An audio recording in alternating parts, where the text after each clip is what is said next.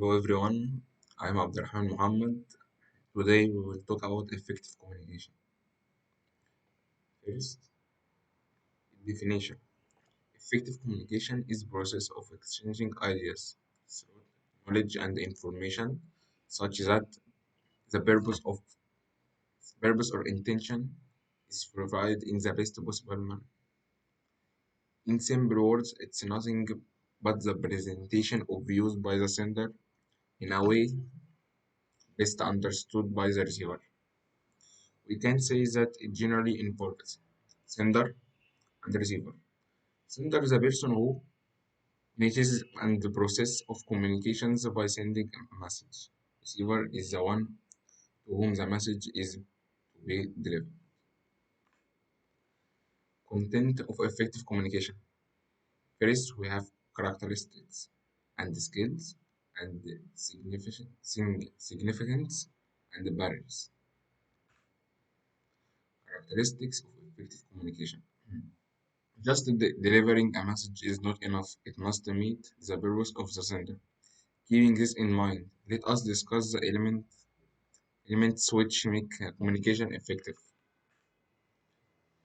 We have clear message and the correct message and the complete message and the precise message and reliability and the considerations of the receptions and sender's quality.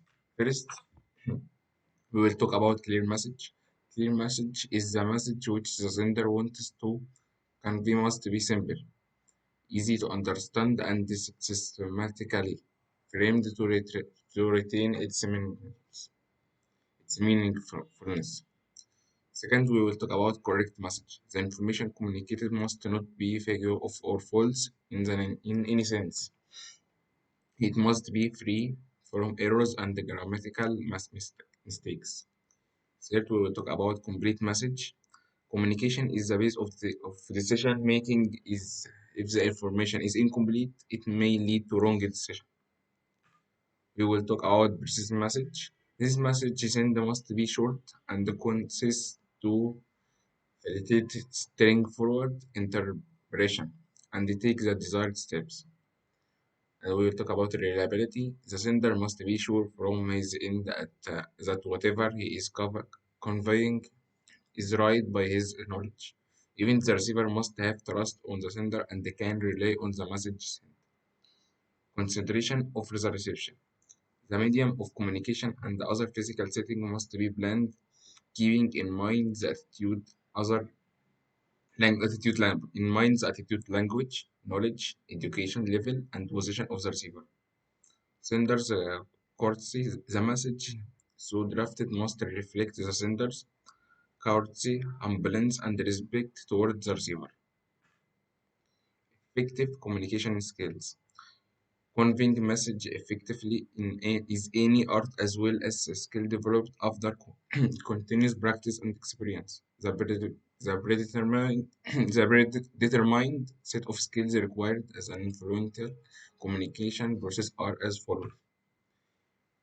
We will talk about everything. First, we will talk about observance. A person must possess a sharp observation skills to gain more and more knowledge and information.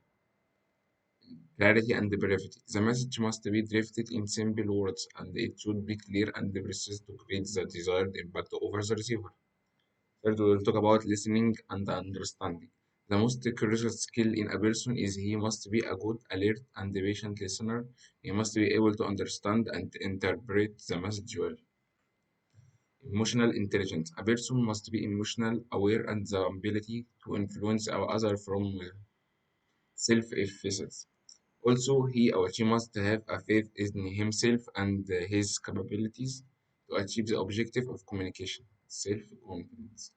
Being one of the essential communication skills, confidence enhances the worthiness of the message being delivered. Respect. Delivering a message with accords and respecting the values, beliefs, opinions, and ideas of the receiver and is the essence of effective communication. Non-verbal communication. To connect with the receiver is better way to the sender must involve and non-verbal means communication too. This include gesture, visual expression, eye contact, posture, إلى selection of the right medium. A choice of the correct medium for communication is also a skill. It's necessary to select an approach and the appropriate medium according to the situation, probability of the message, the receiver's point of view, providing feedback. Effective communication is always a two-way process. A person must take as well as gives feedback to bring from the other person.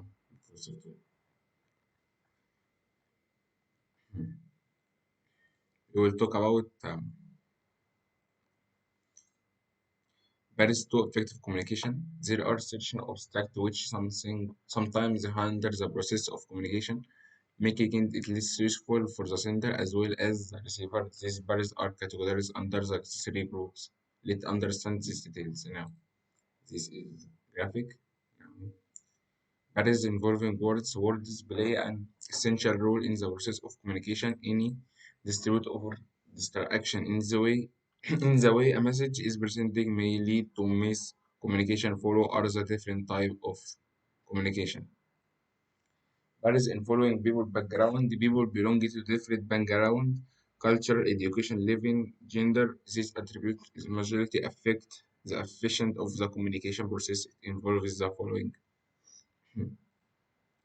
Third, we have physical barriers. These barriers can be experienced directly but gently to overcome. This include physical distance.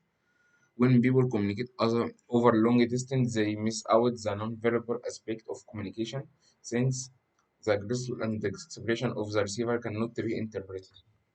Noise. The environment or the communication system sometimes involve unwanted noise, which inter- interrupts the process of communication and makes it inefficient.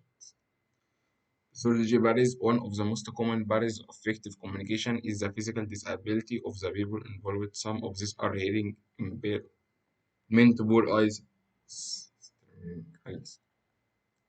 Thanks.